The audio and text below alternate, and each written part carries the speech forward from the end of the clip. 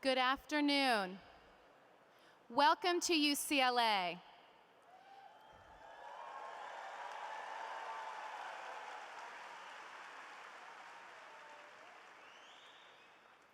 Please welcome the College Marshal for today's ceremony, Professor Paul Barber.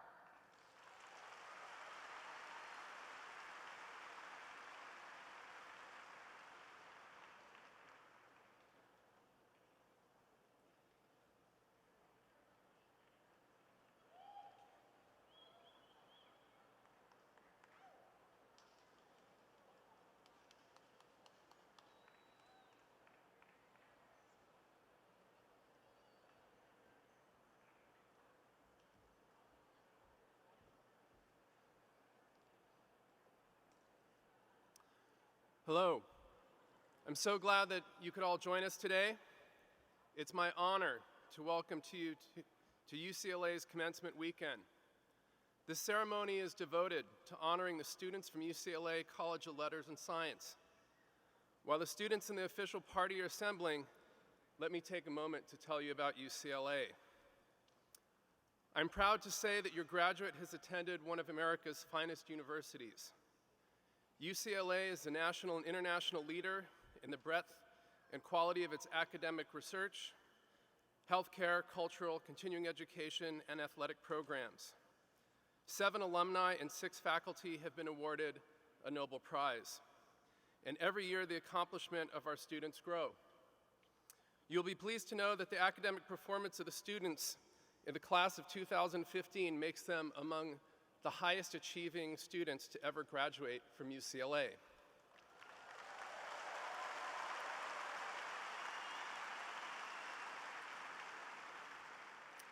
If you're new to UCLA campus, you're in Pauley Pavilion, the home of Bruin teams in men's and women's basketball and volleyball and women's gymnastics. UCLA has America's most successful intercollegiate sports program. Bruin teams have won more national championships than any other university. In Pauley Pavilion, you can see the banners representing 49 championships won by men's and women's teams in 6 different sports.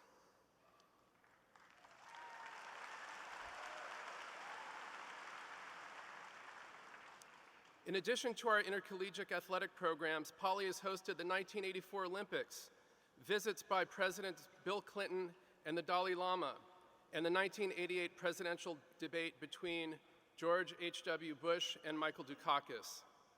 Other events that occur in Pauley Pavilion include the new student welcome, Bruin Bash, Spring Sing, and numerous intramural and club sports team practices and competitions.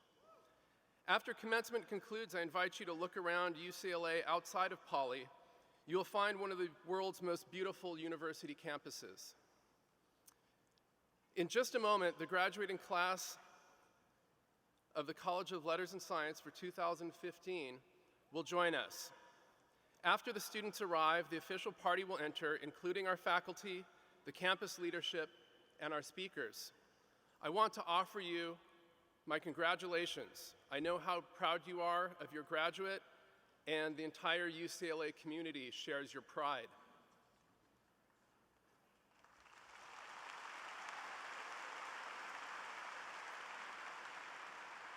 So, are we ready to welcome our 2015 graduating class? Family and friends of our graduates, I present to you the graduating class of 2015 from UCLA's College of Letters and Science.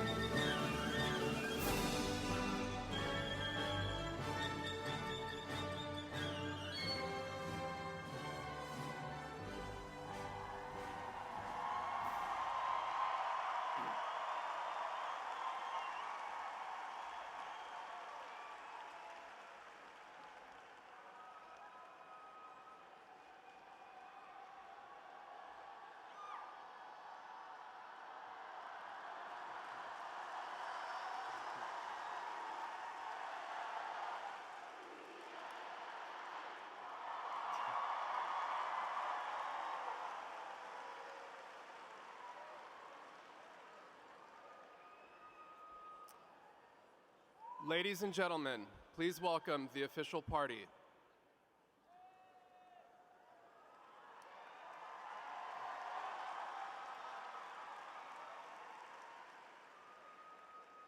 Where are they coming from?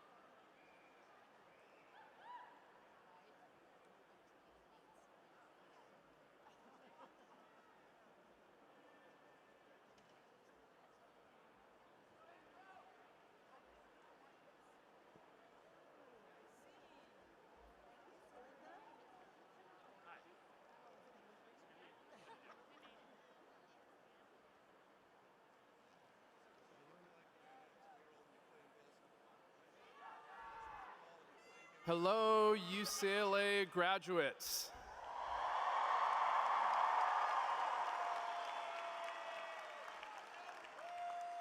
Welcome to your commencement ceremony.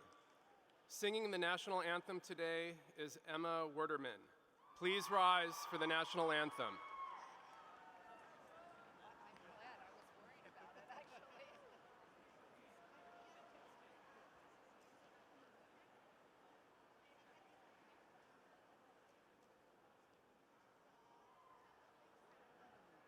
Oh, say, can you see by the dawn's early light what so proudly we hailed at the twilight's last gleaming, whose broad stripes and bright stars through the perilous fight o'er the ramparts we watched were so gallantly streaming. And the rocket's red glare,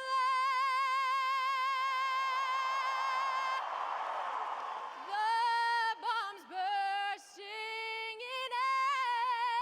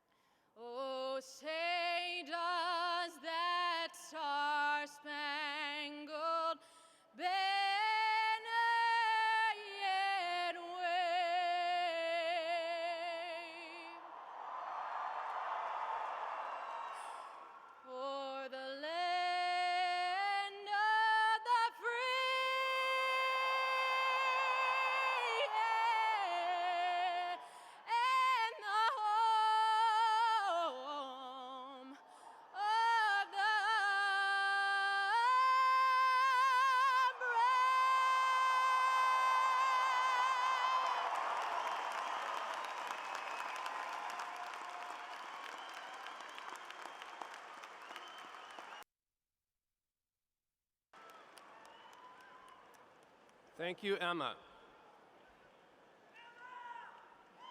Now I'm pleased to introduce the Senior Dean of the College and Dean of the Physical Sciences, Joe Rudnick.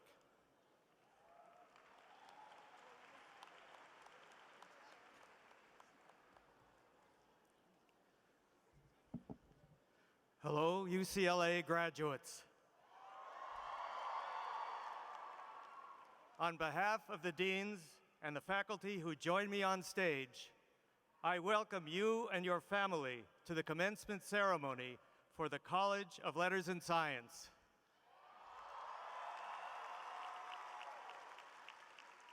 I would also like to thank Professor Paul Barber, our College Marshal, for greeting our guests this afternoon.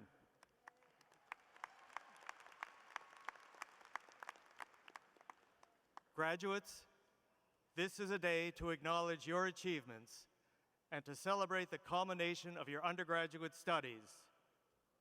You have met the highest challenges of education.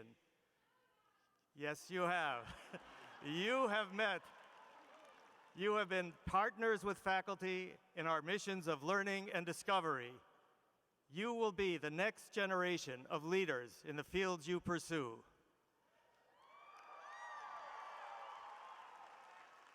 Every year, the accomplishments of our students grow.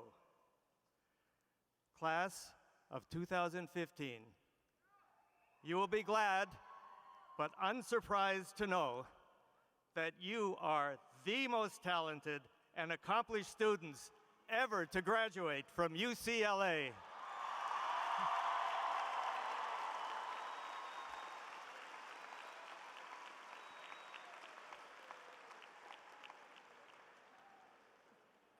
Graduates, joining us here today are many special people who stood by you through your years at UCLA, your family and friends.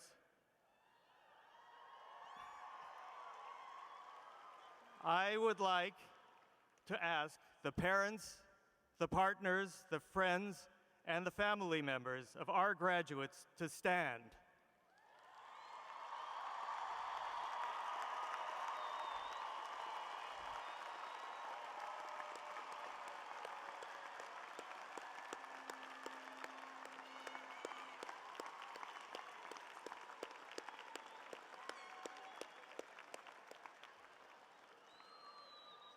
Thank you all for everything you have done for our graduating class.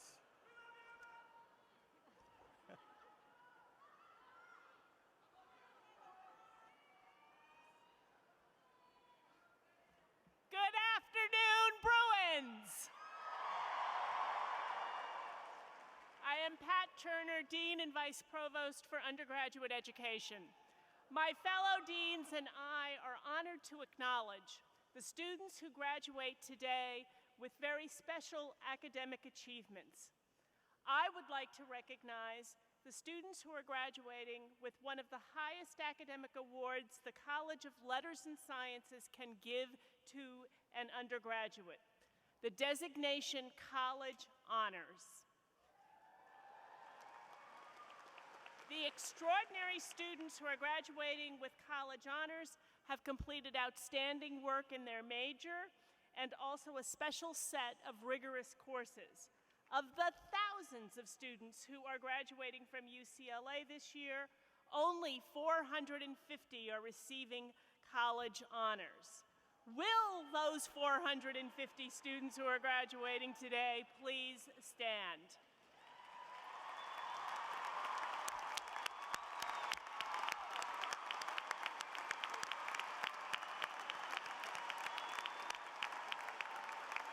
Thank you. Please be seated.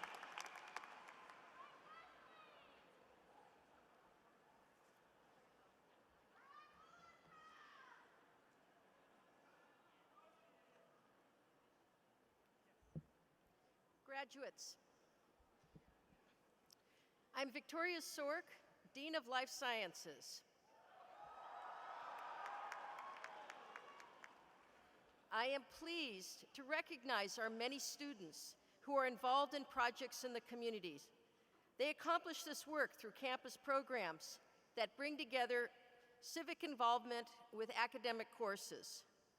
Would all of the graduating seniors who served in the community please stand?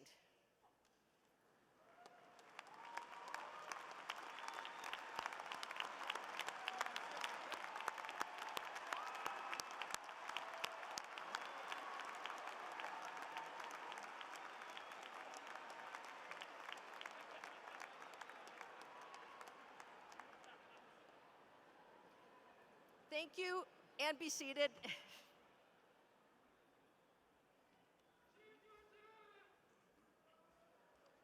Graduates, I'm Alessandro Duranti, Dean of Social Sciences.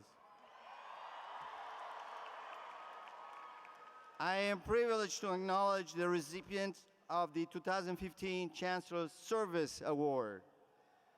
The Chancellor Service Award is presented to students whose college careers have been distinguished by dedication to UCLA and to the community. Will the students who have been honored as the recipients of the Chancellor Service Award please stand so we can recognize your great commitment?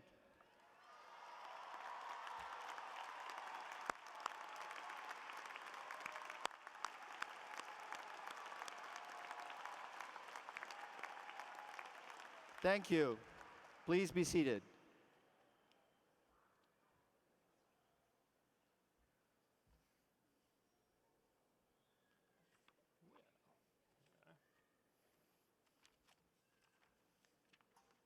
Hello, graduates.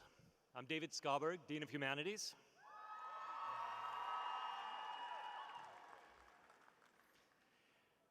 I'd like to present our students who are receiving Latin honors, which is recognition for high academic achievement.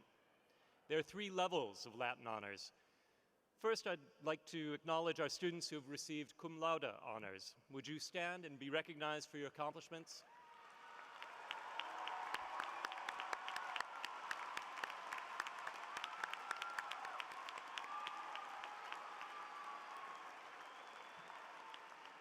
Thank you. Please be seated.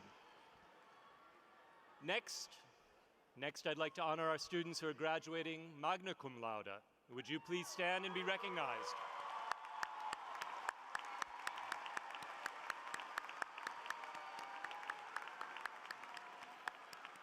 Thank you. Please be seated. Finally, will those students who are graduating with the highest Latin honors, summa cum laude, please stand and be recognized?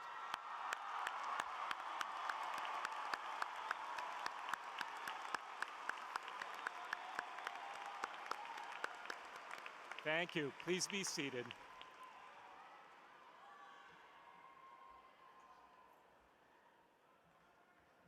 Hello again.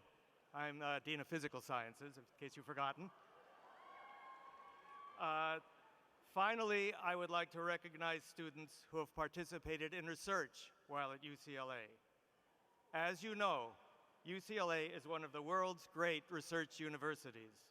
More than half of our students enhance their academic careers by participating directly in research, working on independent research projects side by side with faculty, or writing an honors thesis, or participating in research classes. These students perform original work and advance the frontiers of knowledge. Would all of the graduating seniors who participated in research please stand so we can recognize your achievements?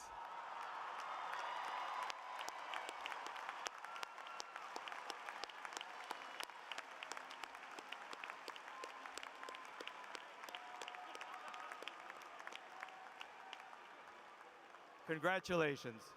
Please be seated. Now, I am pleased to welcome the Chancellor of UCLA.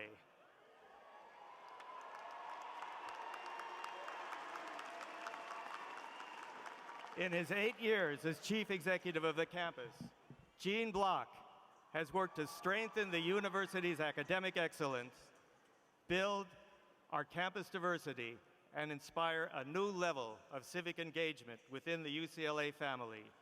Please welcome the Chancellor of UCLA, Gene Block.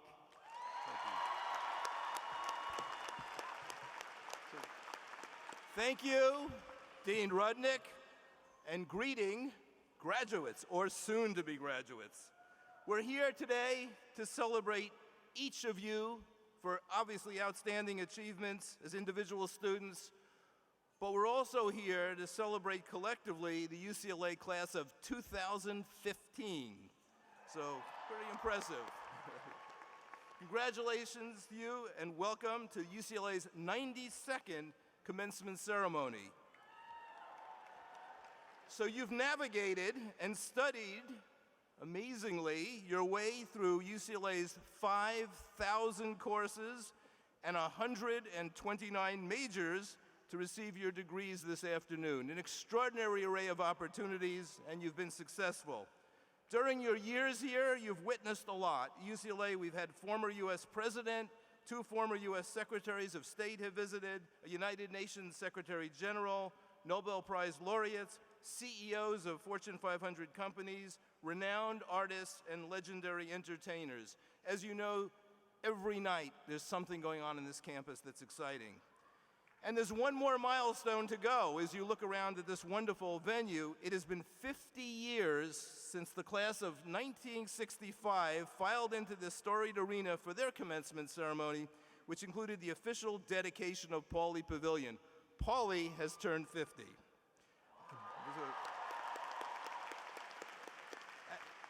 And remains dazzling. So I'd like to acknowledge and thank our distinguished faculty and staff whose presence here today bears witness to the perseverance and hard work that have brought you to this wonderful occasion. Lots of people at UCLA have been pushing for you and really working hard. And of course, as Dean Rudnick says, we have to express our deepest gratitude to the many parents, guardians, and members who are here today. And it's certainly appropriate that you are today surrounding your children here in this arena. You've surrounded them with love, support, and wisdom throughout their young lives and into their collegiate years. And again, this achievement is yours certainly as much as it is theirs. So we thank you for all that you've done. Thank you again.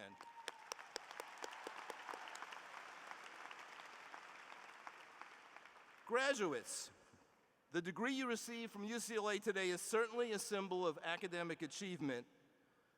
But, and this is an important but, it also summons you to responsibility and action. As a public university, and I emphasize the word public, our education and research functions are inextricably linked with our commitment to serving the public good. This is what makes UCLA so special among institutions of higher learning, and what transforms a UCLA education into more than just the pursuit of scholarship. UCLA is certainly special. It receives nearly $1 billion a year in research funding. It's extraordinarily successful as a research institution. Not to brag, we routinely place near the top of prestigious national and world academic rankings. And in fact, not to brag, in the most recent rankings, we usually place between 10 and 12th of all the world's best universities, but the only one, and not to brag again, but the only one less than 100 years old. We're competing with much older institutions.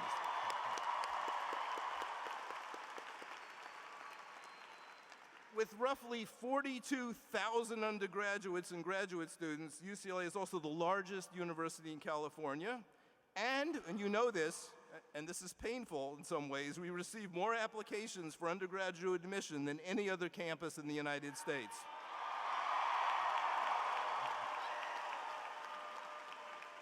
Good news for you, but not good news for everyone. 113,000 applications for 8,700 first-year and transfer spots.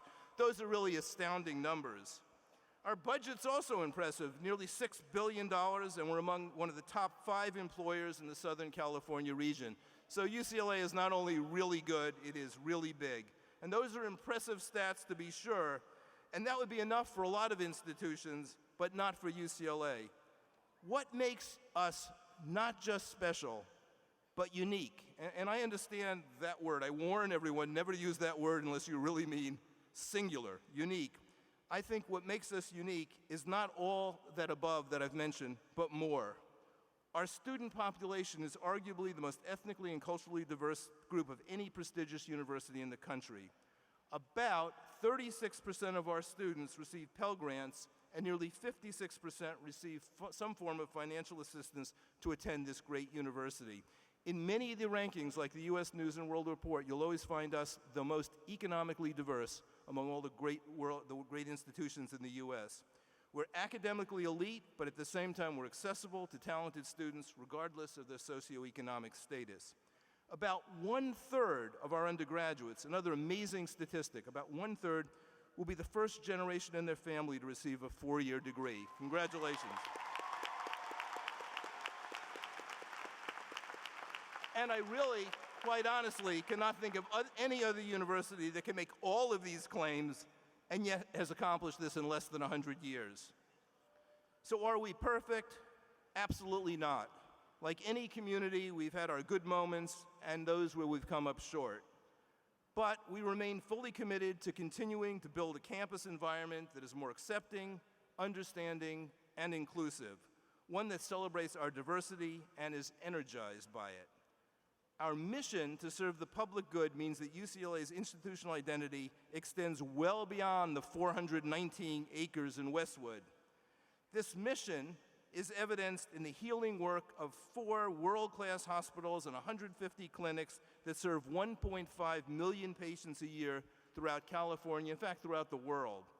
It's demonstrated by the countless number of conferences, educational projects, museums, exhibits, concerts, lectures, and other events held on this campus for the greater Los Angeles community.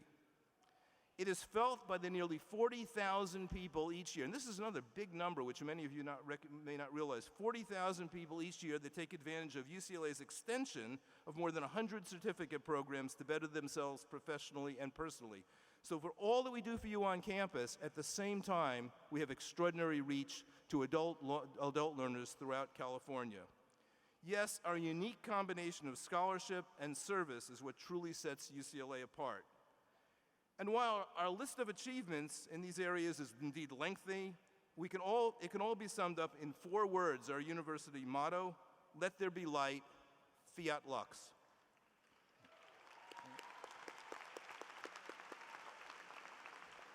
Our university's core mission is to illuminate the darkness, to bring light into the world around us, and you graduates, and you will recognize this when you leave here, you really are the bearers of that light. You are among those who instinctively seek to replace darkness with light, fear with truth, and despair with hope.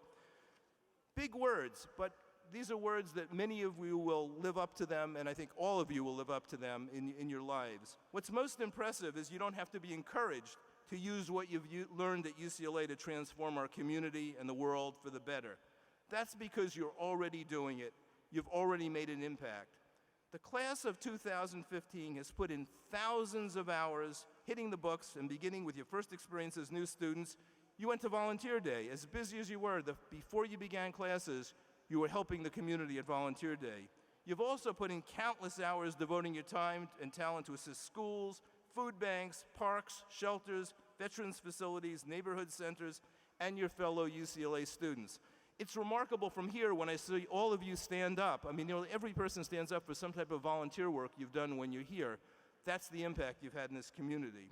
So I'm really humbled by your breadth of involvement, your depth of compassion and understanding, and your openness that you've brought to these various commitments. So it's at the risk of just naming a few people, I want to name a few students who will be graduating today, which represents, wonderful contributions, but really in a sense is representative of this entire class. So the first person I want to mention is Amir Hakimi. And as you know, Amir is a pretty remarkable guy in that he founded not 1, but 2 service organizations as an undergraduate, while also managing to get a degree in neuroscience. Not a trivial experience, right? Amir envisioned a use for, and this is a great idea, a use for unwanted furniture left behind by students at the end of the year. So when you shuttle out of here at the end of the year, many of you leave furniture. That furniture is useful. He discovered that the transitional housing program for homeless people were in desperate need of furnishings, as many formerly homeless clients literally ate and slept on the floor for lack of a table or lack of a bed. Since its founding, Furnished for the Homeless has supplied 38 transitional homes with tables, chairs, couches, beds, and lamps. It's pretty good. And the Mir has plans to expand this program to other campuses across the nation. Just recently, a Furnish the Homeless chapter was founded at our sister campus, UC San Diego. So he's able to port this idea to other campuses. Incredible. But there's more to say about Amir. This year, Amir and a few of his fellow students also founded the Career Closet, which provides UCLA students with free professional attire for job interviews and networking events. So Amir learned, and this is a real insight, that it's just too costly for some students to purchase elegant clothing for interviews. To help his fellow students look good and feel more confident, his organization collects donated clothing from alumni, faculty, staff, and the community. They also work with local cleaners and tailors to provide discounts on dry cleaning and alterations. So Amir, you're making all of our students more presentable, more employable, and we thank you for all your efforts. Thank you.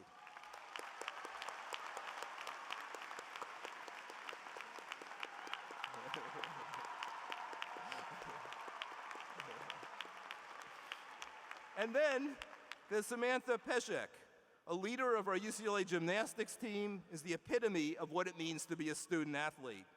As a student, she is a four-year Scholastic All-American and is graduating today with a degree in Communication Studies. Her long list of achievements in athletics includes being a multi-year All-American, an Olympic silver medalist, and a gold medalist at the World Championships. Extraordinary athlete. Right?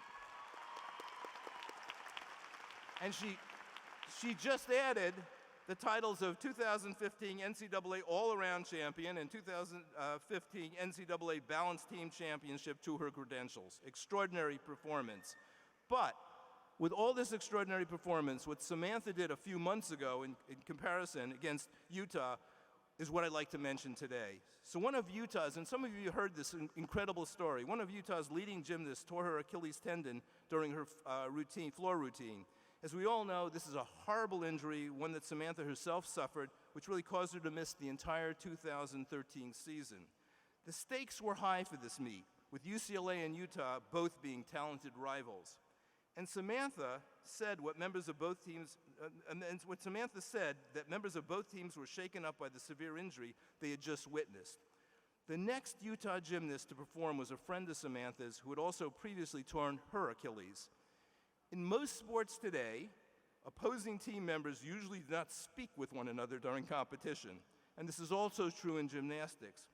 Yet Samantha, realizing that her friend was shaken by what had just happened to her teammate, stepped onto the floor and offered her friend a few words of encouragement. You can do it. Her compassionate gesture took only a few seconds, but it was noticed appreciatively by all who witnessed it and was quickly seen by others via social media. Samantha said that in that moment, she couldn't have been prouder to be a Bruin. Samantha, your Bruin family is proud of you and all of your team's sportsmanship, and recently, your team and you were recognized and an award by the Pac-12 for your teammanship. Congratulations.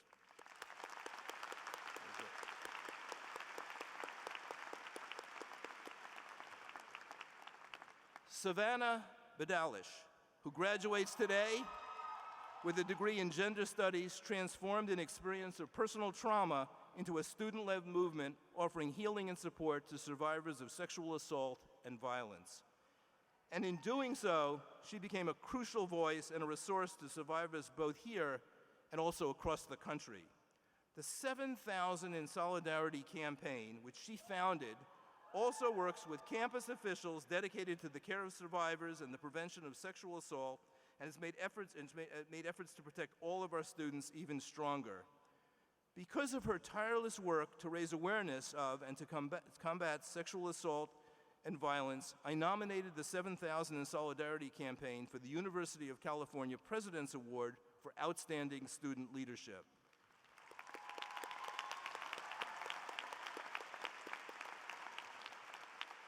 And I was honored to be in Sacramento last year when Savannah accepted the award for the University of California's president, Janet Napolitano. So Savannah, you've made a great and lasting impact on us all. We're grateful for your commitment, and we thank you for your courage.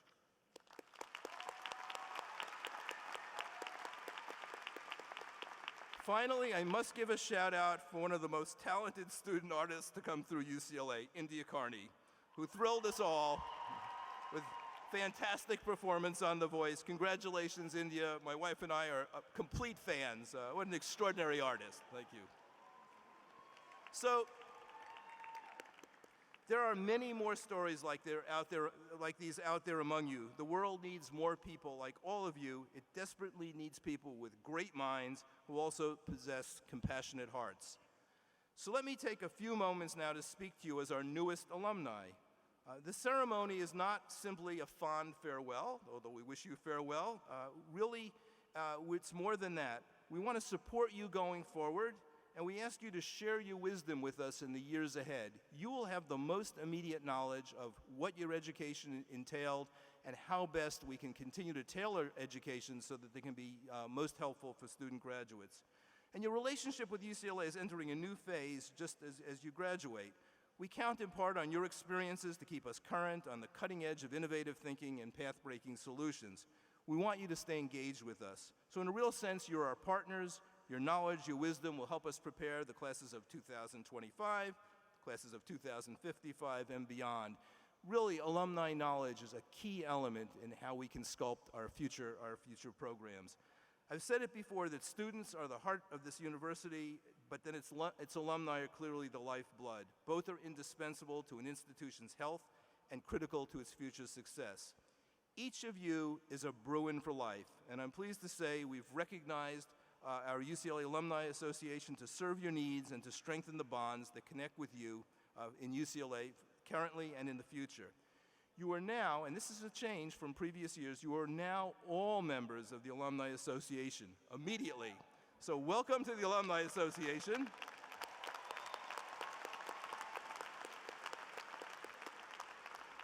And we hope you'll stay connected in every way. You know, you will find that you will be lifelong learners and you will look to this campus again for education. You are not done with your education. This is your connection, and the Alumni Association will help you stay connected in the years ahead. So, class of 2015, phenomenal class. 50 years in Pauley, 2015 has a great ring. You've accomplished an extraordinary amount. You have my deepest congratulations. Thank you.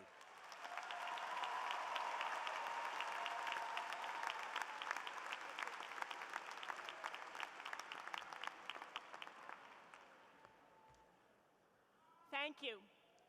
I am very happy to introduce your student speaker. Angelo N. Otonio Jr. is an English major with a creative writing concentration. Originally from the high desert, Angelo commuted to UCLA from the South Bay for all 4 years of his undergraduate career.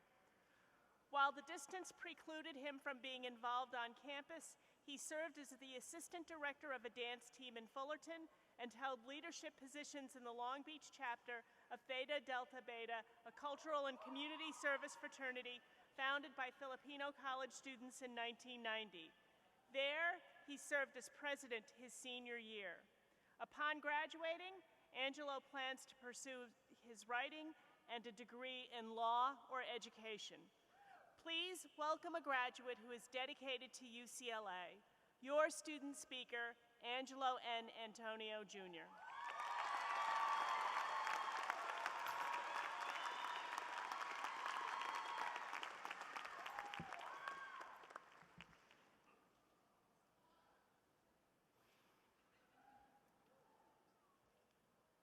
Graduates, family and friends, distinguished faculty and staff, it is my honor and pleasure to welcome you to a celebration that is undeniably and altogether ours. Now, whether you've taken one or several or perhaps 0 classes with the person beside you, there is beauty in our shared moment and probably the biggest, most exciting classroom we have ever set foot in. Each of us has had our own unique story, but something greater unites us all. I stand before you today, a proud testament to the unique, inimitable experience here at UCLA. I never lived on campus or in Westwood. I remember one morning having already sat in traffic for 2.5 hours, campus still miles away, frantically emailing apologies to my professor for being in my car instead of in a desk, taking his midterm. That day and every day, parking was another kind of test. The hourly pay-by space told me to never be here longer than necessary. Get in, get out was the rhythm of pace from one class to the next. My time at UCLA was numbered from the beginning, and on a daily basis, it was always short of what I wanted. But the commuter life taught me something. Something more than the best places to find parking, alternative side streets, and hourly freeway traffic patterns. UCLA taught me about resilience, to know your destination and to get there, no matter the flow of traffic, no matter what accidents may be in your way. To stay focused on your journey amid the impossibility of knowing whether or not there will be a space for you at the end. UCLA taught me to respect the traffic of life. So slow down a little. Don't be too quick to leave. At this podium, the end of my UCLA commute, I still have an inherent desire to be here. UCLA has been my destination for years, and even after the confetti settles, I will always feel like I owe this campus more time. A sort of debt to pay that doesn't feel like a debt at all. I'm looking forward to the days when I will come back, not just to visit old memories, but to tap into new experiences in every corner of this beautiful academic landscape. Because UCLA will always have something for us. We might have been drawn here by its reputation as the most applied to school in the nation, with the most NCAA titles of any university, and a perennial presence in top-ranking lists around the globe. Yet, we will undoubtedly continue with legacies of our own, using the exact formula exhibited to us by our beloved alma mater. Once a Bruin, always a Bruin.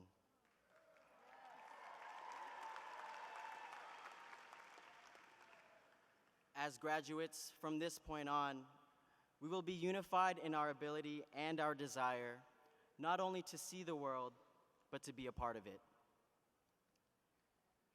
I would like to share one last image with you.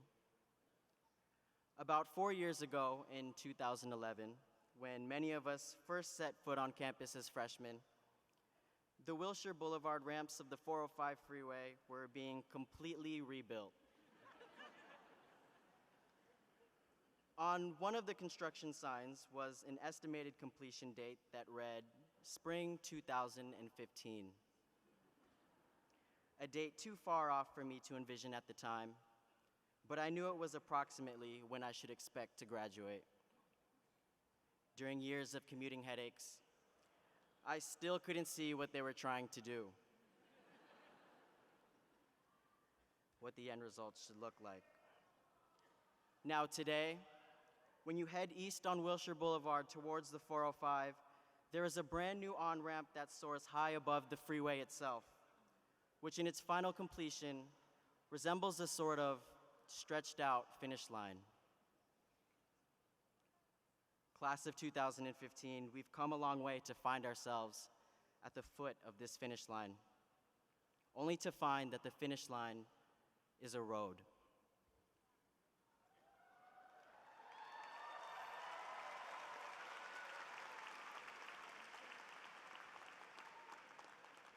My fellow Bruins, you should believe that we were never, ever meant to stop. Congratulations, class of 2015. We made it.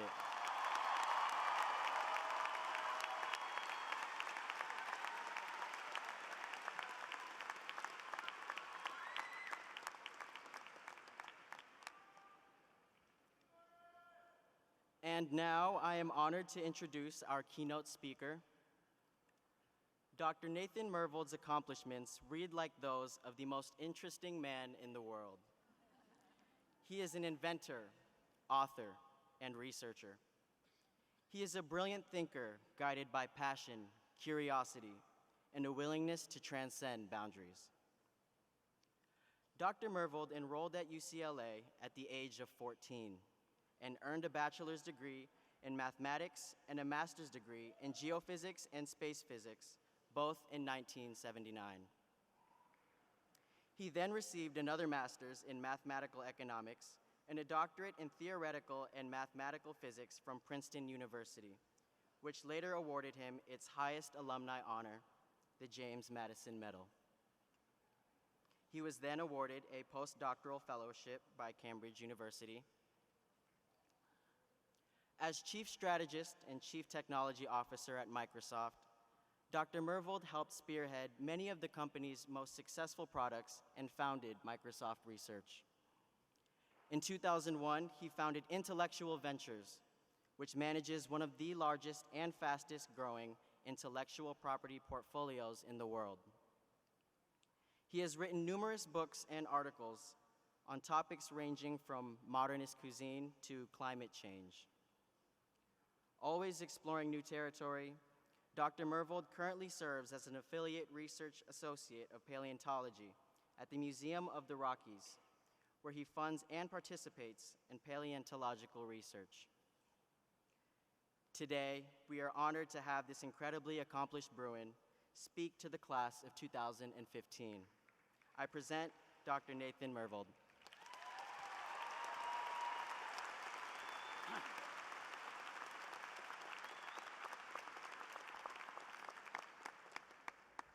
Well, first, let's hear it again for the class of 2015. You know, I am sure you are all excited to be here. I am too, because it's my first UCLA graduation. Now, as you heard, I got 2 degrees here, but at the end, there was a small issue of some unpaid library fines. And I swear I brought the books in on time, so out of principle, I didn't pay the $32. Now, there is a powerful life lesson here. Do not stiff the University of California. They do not forget. They will hunt you down. They will make you give a commencement speech.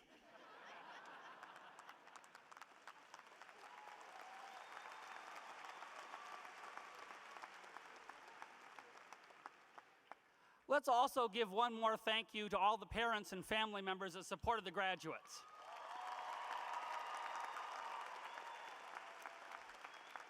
And by the way, that includes my mom. She's here today because she didn't get the graduation she deserved 36 years ago.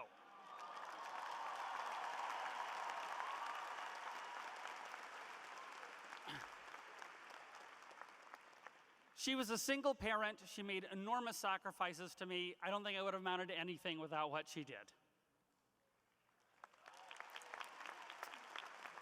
So, I was a transfer student here, actually. Are there any other transfer students? Awesome.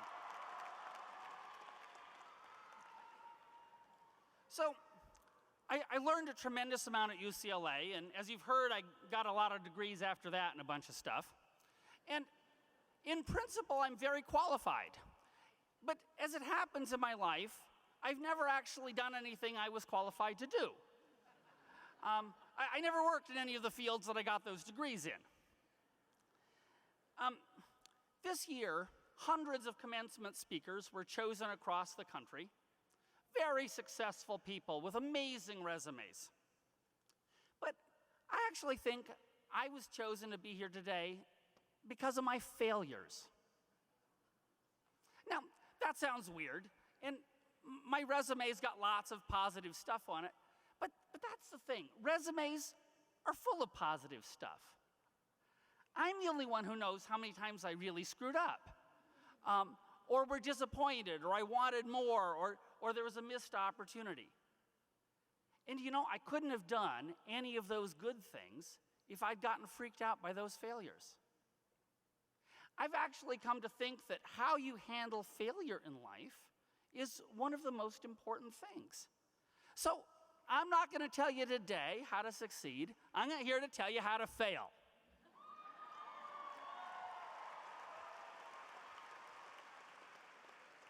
Now, obviously failure can be a bad thing. You know, sometimes it's a life or death bad thing. But fear of failure, I argue, is even worse. Now, it's harder to see. When something fails, it's like obvious. Whereas when you don't do something because you're afraid, when you play it safe, when you don't take the chance, that's much less obvious. But it winds up constraining your life, it constrains your careers. We'll never know what other wonderful things the world would have or what we'd have individually if we just kept at it. So I think fear of failure is worse than the real thing. Now, there's a famous saying about failure. Failure is not an option. You're really supposed to say it through gritted teeth. Failure is not an option. And,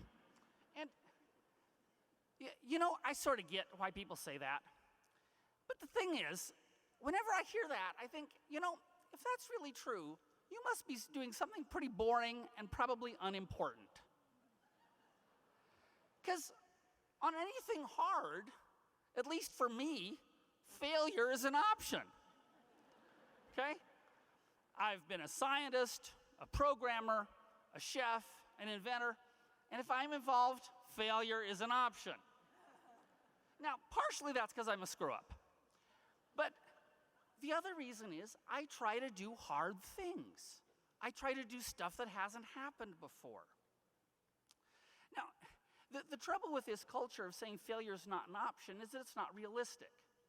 And it encourages people to play it safe. In fact, the fear of failure that's most prevalent isn't really fear of failure. It's fear of the embarrassment that might come with failure. Oh God, what are people going to think of me? I'm going to be ridiculed. That's the worst of it. And so whenever people say, oh, you can't fail or failure is not an option, they're making that a little worse. But it doesn't actually have to be that way. So Adrian Gonzalez is a great player for the Dodgers. Any Dodgers fans here? Now, Adrian has this amazing batting average of .318. And what I find amazing about that is it means he misses about 68% of the time. Adrian is not a hitter, he is a misser. Now, the way the rules of baseball are, that's actually okay. You can miss more than 2/3 of the time and still be a superstar. And we celebrate the hits and the strikeouts and stuff. Well, that's part of the game. Life is more like baseball in that respect than you think. You've got the option. Do you celebrate your hits or do you obsess about the failures? Success in life is not absence of failures. It's about doing something great.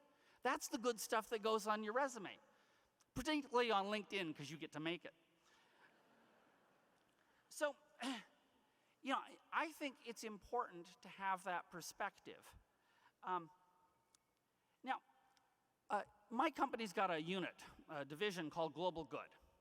And in Global Good, we try to work on problems around the poorest people on earth. I love the tech industry. The tech industry has transformed the lives of everyone in this room. In fact, you graduates all grew up with cell phones and computers. It wasn't a big deal. Back in my day, Sonny, we didn't have those things. But we didn't really need our lives transformed. As much as I love the tech industry, it's been about building tools or toys for rich people. And by rich people, I mean anyone in the developed world. I mean the United States, Europe, so forth. Meanwhile, there's 2.5 billion people that live on $2 a day. They need their lives transformed. It's a life or death thing, not a, ooh, look at my cool app thing. So we try to take technology, which is maybe the most potent form of magic our society has, we try to use it to harness those problems. And surprisingly to me, we get all this pushback from folks. The head of a big international aid agency said, you know, we tried technology once. We learned our lesson. It failed. Well, that's absurd. Do you know how many search engine companies there were before Google? About a dozen, at least, that were big companies. Hundreds of millions of dollars of investor money was lost. Hundreds of jobs were lost. Does that mean we quit on search? No, of course not. Even in Silicon Valley, with tons of funding and super smart people, things fail.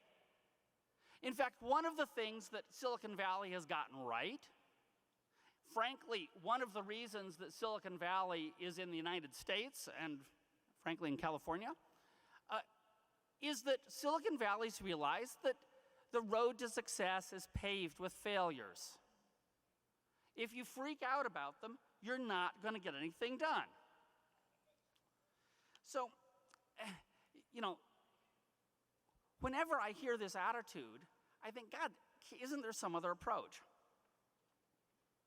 Now, the most common way to learn from failure, or the most common way to learn, God, sorry, don't you just love a costume party? I'm going to take that thing off.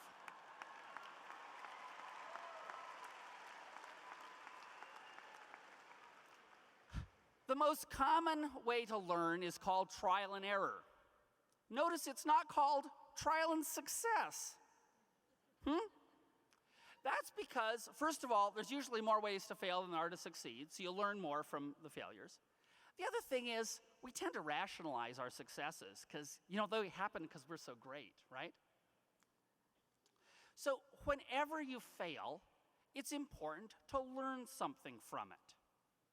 You know, the tuition at UCLA is one thing, but the tuition in life gets a lot more expensive.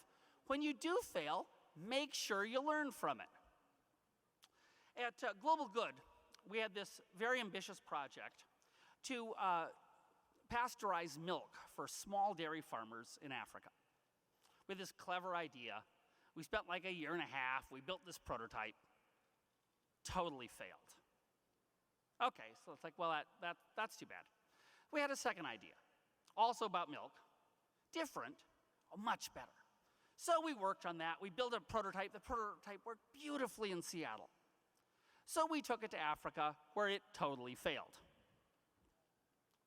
Well, while we were there, we discovered that the farmers in Africa can't afford the stainless steel or aluminum containers that a dairy in the United States would use.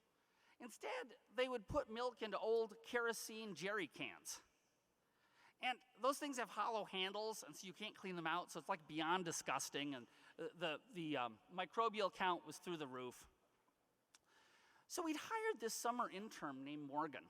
We said, Morgan, why don't you look into getting us a better milk jug just for our tests?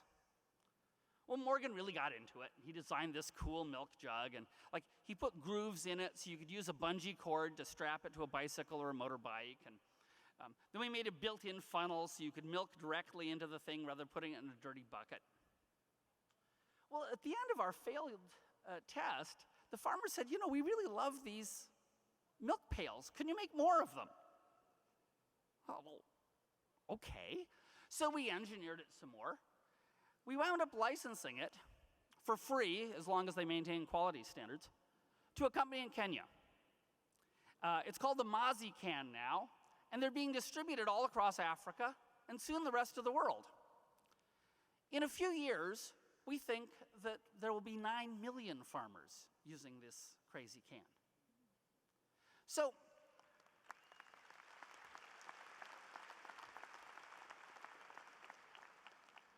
first of all, failure was an option. We took that option twice. You know, second of all, we learned something, that what seemed like an insignificant part of the project that wasn't there at all, turned out to be really important.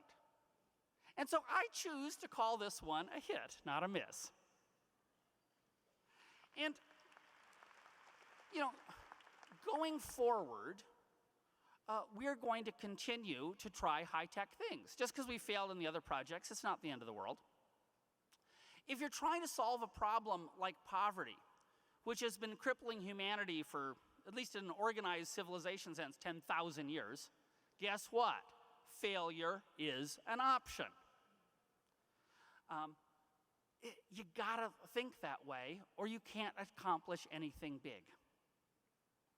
Now, a lot of evidence, or a lot of advice on failure is of the try again variety. You know, if you don't first succeed, you gotta go at it. And I believe that's true.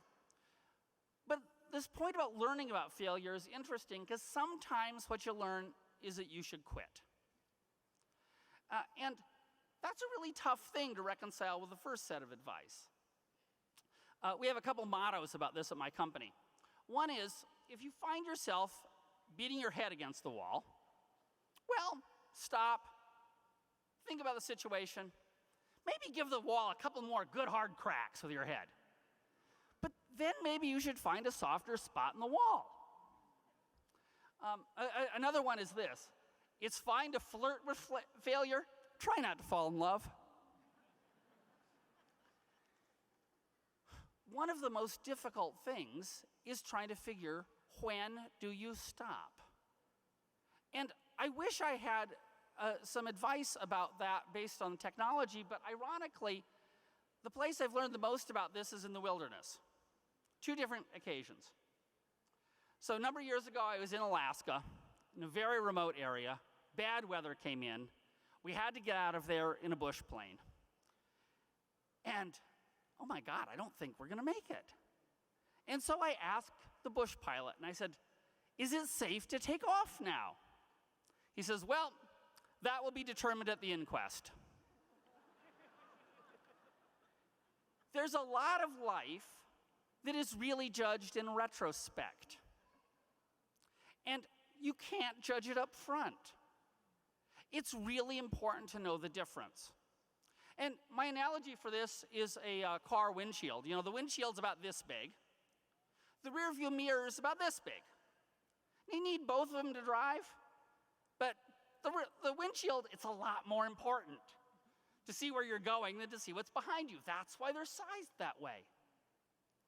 A lot of people and a lot of organizations get that flipped when it comes to things other than driving. They have enormous rear view mirrors by which they study the past. And they try to determine everything up front because surely the past is going to tell them. And then for looking forward, they have this little peephole that look ahead. You can't live life that way. In Botswana, I was on a photo safari, and out of nowhere, this elephant charged us, big bull elephant. And it's thundering and trumpeting and running towards us. Guide is totally calm. So I stand there. Well, the elephant comes screeching to a stop a few yards from us and trumpets some more and then runs off. Now, I'm totally shaking at this point. And the guide turns to me and he says, you can always tell a bluff charge. And I said, that's amazing. How? And he smiles and he says, they stop. Now, he had 2 points. I think the first is he's fundamentally cooler than I am. And that's totally true. But the second is, there's a lot of things where you can't have a perfect strategy. It happens, you've got to roll with it. I think it also shows he's not a guy who's too obsessed about fear of failure. You know, the one thing I can guarantee is that everybody in this room failed at something. And unfortunately, that won't be your last time. You're going to fail again. The measure of a person is not whether you fail or not, because you're gonna. The measure of a person is in what you do after that.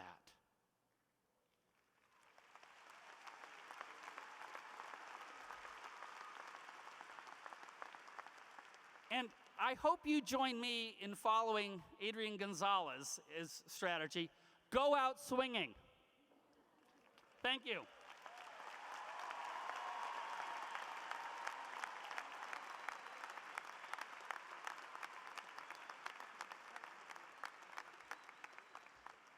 I'd like to thank both of our speakers this afternoon.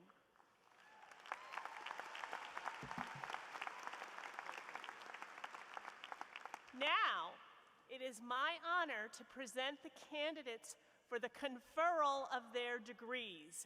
Graduates, this is it. I will call on the deans of the college to present the bachelor's candidates to Chancellor Block and to convince him that they are worthy. Presenting the candidates for the Bachelor of Arts degree in the UCLA International Institute is Cindy Fan, Interim Vice Provost of International Studies.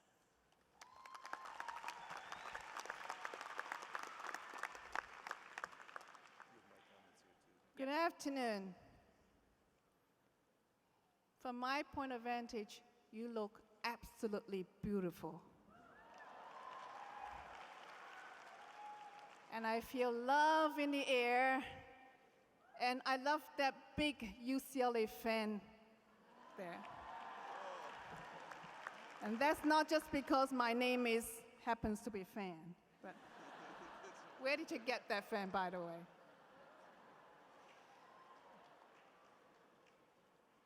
Graduates, for the Bachelor of Arts degree from the International Institute, please will you rise and remain standing.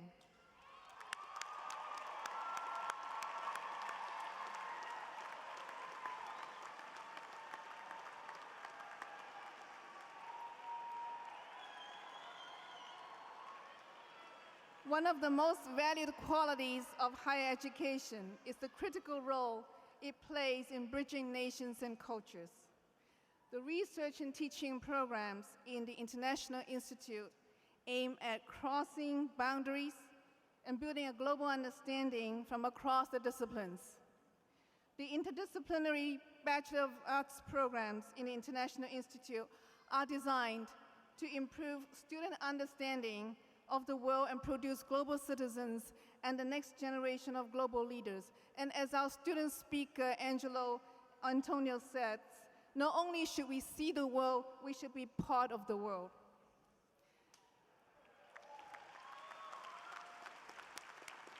Some of our students focus on a particular geographic region of the world, as is the case for our majors in African and Middle Eastern studies, including Middle Eastern and North African studies, Asian studies, including East Asian studies and Southeast Asian studies. By the way, you can cheer louder, it's okay. European studies, I said louder. Latin American studies. Other students explore global issues through our thematic programs, as is the case for our majors in global studies and international development studies. Graduates of the International Institute, you leave UCLA with an educational background that will help you to recognize the value of new forms of civic engagement across the local and global and national and international. You are empowered to shape and improve the world as the next generation of leaders in business, arts, education, government, and the nonprofit sector. In fact, in any endeavors that you're passionate about and in any parts of the world. Chancellor Block, I am pleased and proud to present to you the candidates for the degrees of Bachelor of Arts from the UCLA International Institute.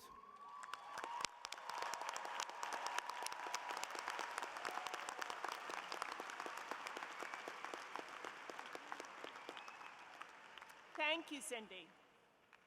Candidates, presenting the candidates for the bachelor's degree in the Division of Physical Sciences is Dean Joseph Rudnick.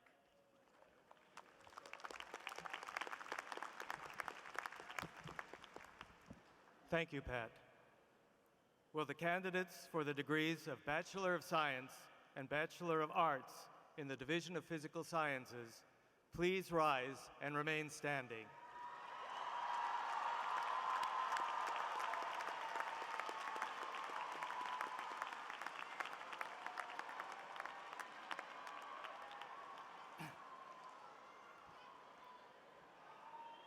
To put, love it, keep it up. Just wait, let me say a few words, then we want to hear from you. To put a capstone on the last century, Time magazine set out to identify the person of the 20th century, somebody who for good or ill had a fundamental influence on the world in that tumultuous and pivotal period of our history. From a long list of important people, artists, political leaders, titans of business, and scholars, the editors of Time magazine chose a physical scientist, Albert Einstein. And physical sciences are no less relevant to the new century. The great challenges of our time, deep questions about the nature of our universe, about our origins, and about our future in the world in which we live, are grounded in the physical sciences. As examples, climate change lies in the domain of our students in atmospheric and oceanic sciences, earth, planetary, and space sciences, and environmental science in the Institute of Environment and Sustainability. The discovery of compounds that cure diseases and lead to the sustainable generation of energy will be the work of our graduates in chemistry and biochemistry. The investigation into the structure and deep history of our universe, as well as the possibility of other life in the cosmos, will be pioneered by our physics and astronomy graduates. And our graduates in mathematics and statistics will pioneer the mastery of the flood of data we must now process in order to understand and manage an ever more complex world. All these and more will be addressed by you, our graduates, in atmospheric and oceanic sciences. Let's hear from you. Earth, planetary, and space sciences. Statistics. Environmental science. And astronomy. Mathematics. Chemistry and biochemistry. Physical science graduates, you all leave here with a deep fund of knowledge in the science underlying what we now know about our world. You also carry with you finely honed skills in reasoning and analysis that will equip you to overcome the most daunting challenges that will be thrown your way by advanced training, the workforce, and life in general. You are the cream of the crop. You have mastered the hard sciences.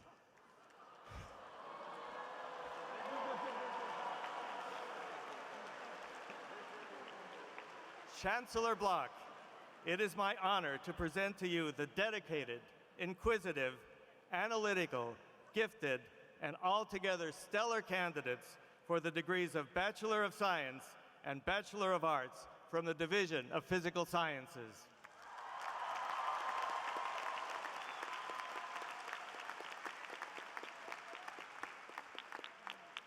Thank you, Joe. Attempting to convince the Chancellor of the worthiness of the bachelor's degree in the Division of Humanities is Dean David Skaberg.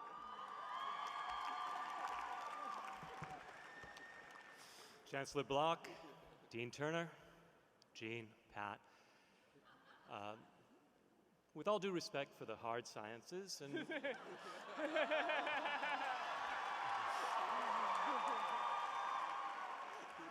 and for all of the other branches of knowledge represented in this room today, I ask you,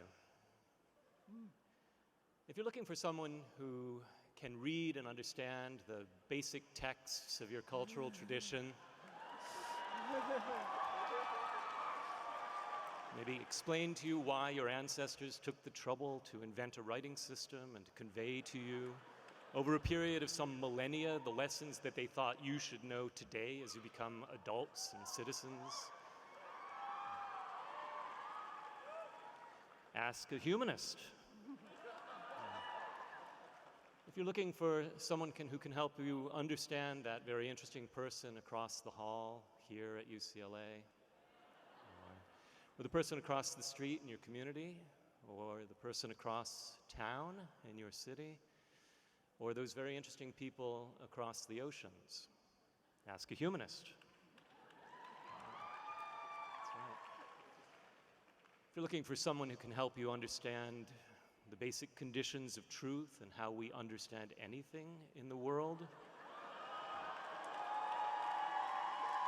ask a humanist. Let's say you're looking to hire someone who can, work well in groups, understand difficult materials, interpret them, explain them clearly in a speech or in a conversation, write persuasively, manage a group well and with deep understanding. Hire a humanist.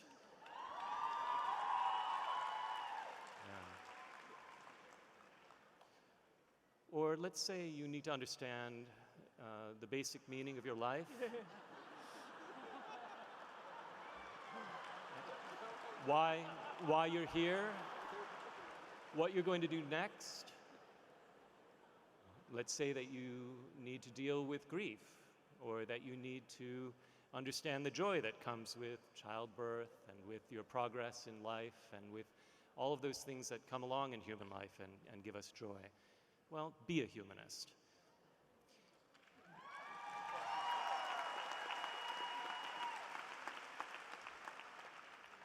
And it may be overstepping just a little bit, but I'll extend the status of humanist to all of the graduates of the college this year, because you all are, and I'm grateful of that. But congratulations especially to those who've devoted their time here and have invested their time here in the deep study of what it means to be a human being. Congratulations.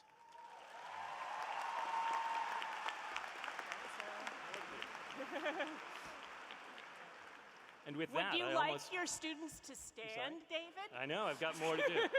Right. And if you need someone to perform a ceremony well, then find a humanist. Humanists. You've spent your years at UCLA examining the most profound issues relating to the human condition. You've learned to understand and respect the languages, the philosophies, the traditions and cultures of our nation and of the wider world, and to appreciate what unites us all. Chancellor Block, it's my privilege to present to you our informed and articulate majors in languages, literatures, and cultures from around the world, including, and here's where we cheer, Hebrew,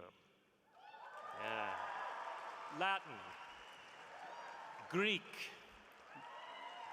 Russian, German, Old Norse, Finnish, Danish, Armenian, Arabic, and Persian, Hindi, Urdu, Chinese, Japanese, and Korean, French, Italian, Portuguese, and Spanish, and to present our sophisticated and perceptive majors in the study of religion, comparative literature, classics, and linguistics. I must mention our creative and contemplative majors in music history, art history, philosophy, applied linguistics, and English.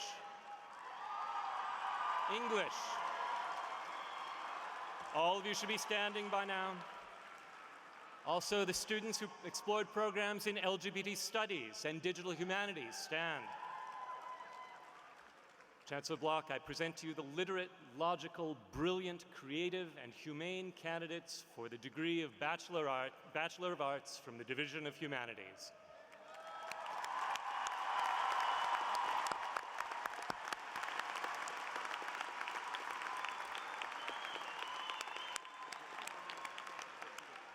Thank you, David. Speaking to the qualities of the candidates for the degree in the bachelor's degree in the Division of Life Sciences is Dean Victoria Sorek.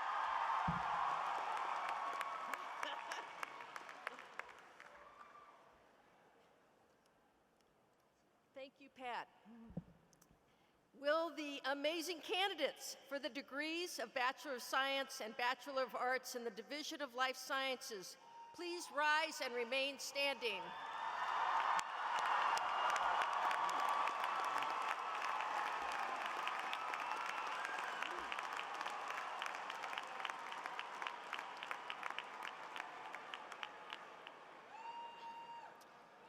You, our graduating students, have come into life sciences at an exciting time.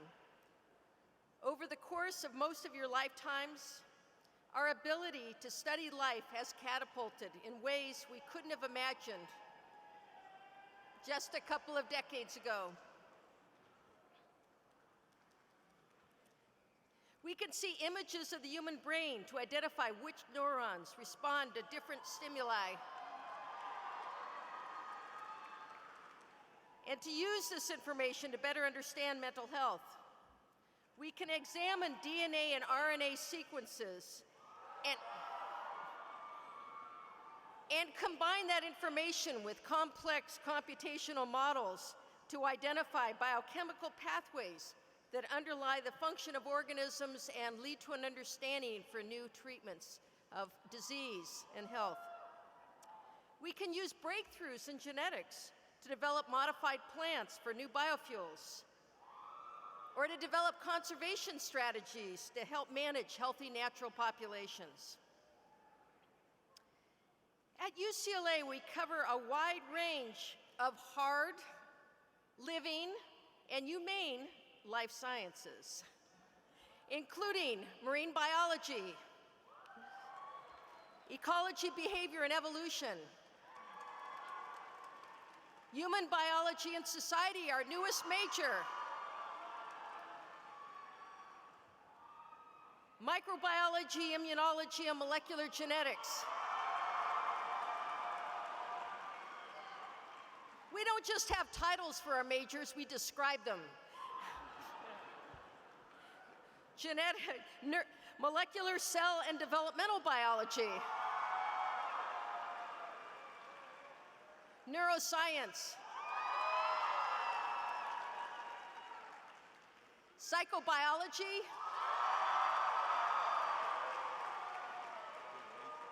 and of course, one of the largest majors on campus, psychology.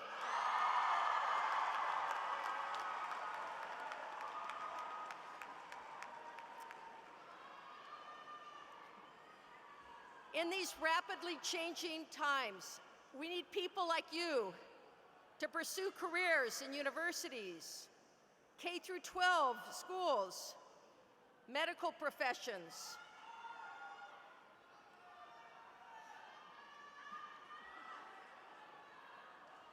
other healthcare settings, industry, government, to make life better for all of society.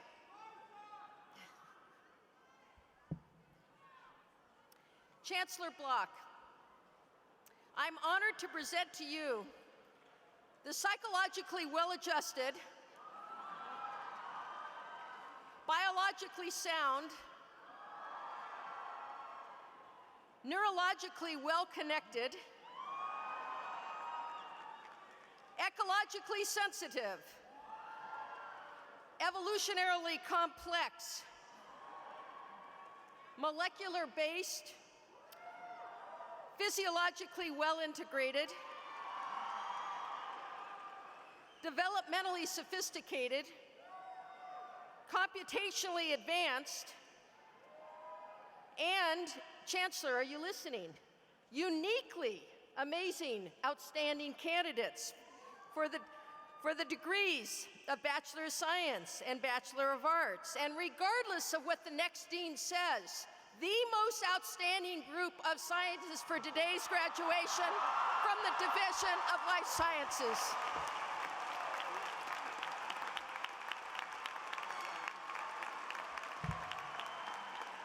Thank you Victoria. Candidates for the bachelor's degree of the life sciences, please be seated. Speaking to the virtues of the candidates for the bachelor degree in the Division of Social Sciences is Dean Alessandro Durante.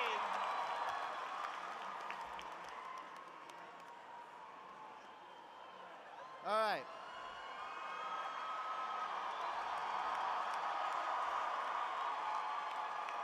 All right, very good. Yes, yes, yes. Will you please rise and remain standing? Because, social scientists, you're ahead of the game. Always. So, thank you, Pat, by the way. So we heard all these wonderful things about this great science, this great humanities and the arts, the life science. These are really wonderful disciplines, great work. And this is a great university because we have such great colleagues, teachers, and programs. The question, though, is, as was said before, if you want to understand what makes all of that possible, you need social scientists. Today, more than ever, we need social scientists to study the roots of conflicts in order not to fight, not to have wars. We need to understand what produces inequality in order to eradicate poverty. Today, more than ever, we need to collaborate with others. We need to communicate across cultures and society. We have to establish long-term partnership with people in our neighborhoods, in our cities, in our states, nations. Today, more than ever, we need social scientists.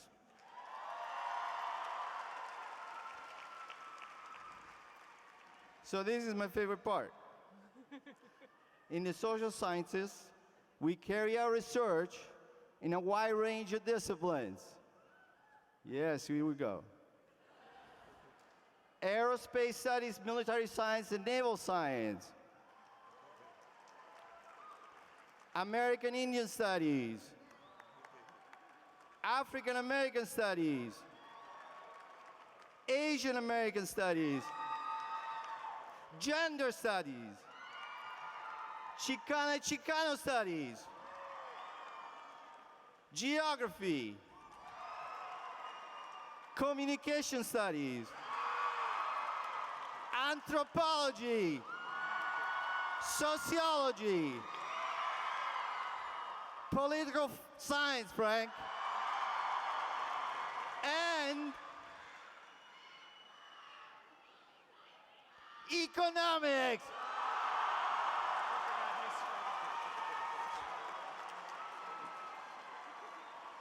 Chancellor's block. What? And the biggest one of all, the highest number of wonderful faculty, history.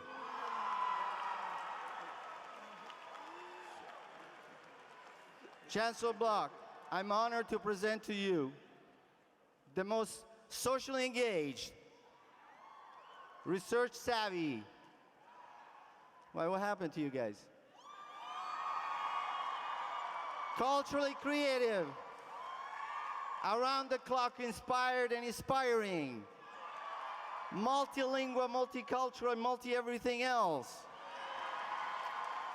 The candidates for the degree of Bachelor of Science, a Bachelor of Arts, for the great, unique, awesome, breathtaking, tremendous, splendid, impressive, World Super of UCLA Division of Social Sciences.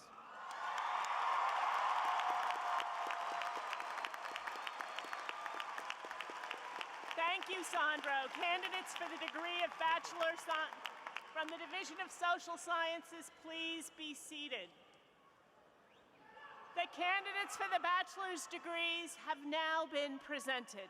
I call on Chancellor Block to confer the degrees of Bachelor of Science and Bachelor of Arts on the class of 2015. Will all of the candidates for the degree of Bachelor in Science and Bachelor of Arts stand and remain standing?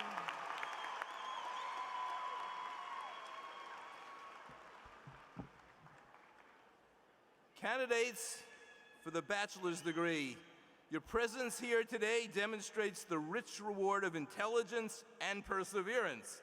The UCLA community takes great pride in celebrating the achievements of the class of 2015.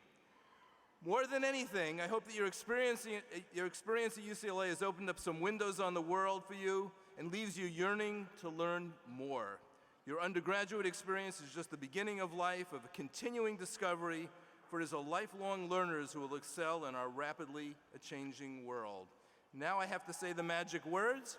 If I fail to say the magic words, you're all back here next year, and we have no room for you. No room.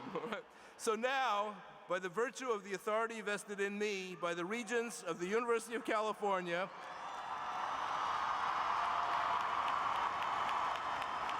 I hereby confer upon you the degree of Bachelor of Arts or Bachelor of Science.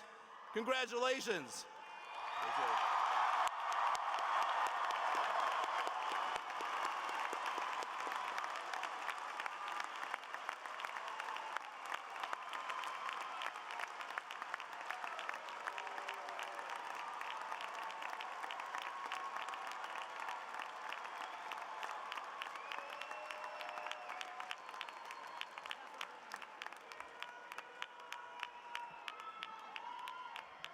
Graduates, let me now congratulate all of us for becoming the newest alumni of UCLA as the class of 2015.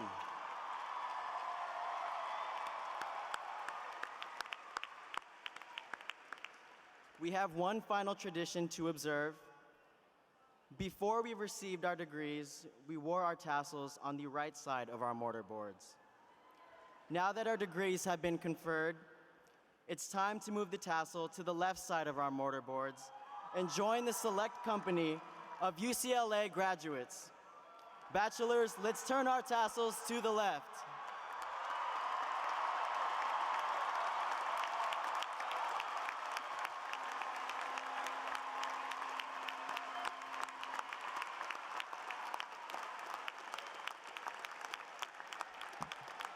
Thank you, Antonio.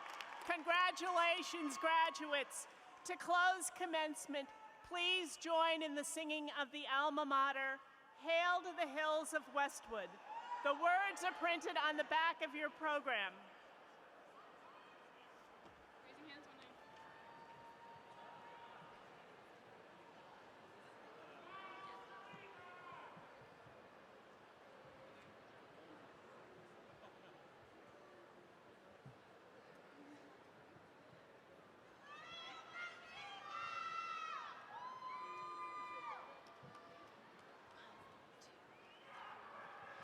Hail to the hills of Westwood, to the mighty sea below.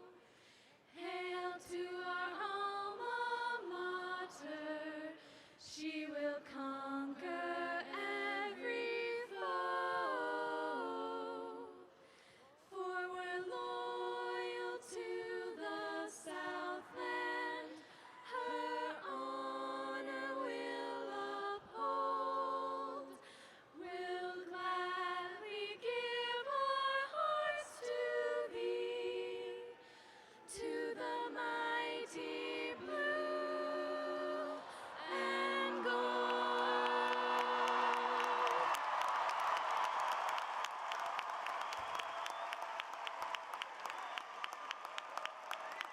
Thank you to the a cappella quartet. To all of you, thank you very much for joining us today. On behalf of the entire stage party, best wishes to the class of 2015. Congratulations. Go Bruins!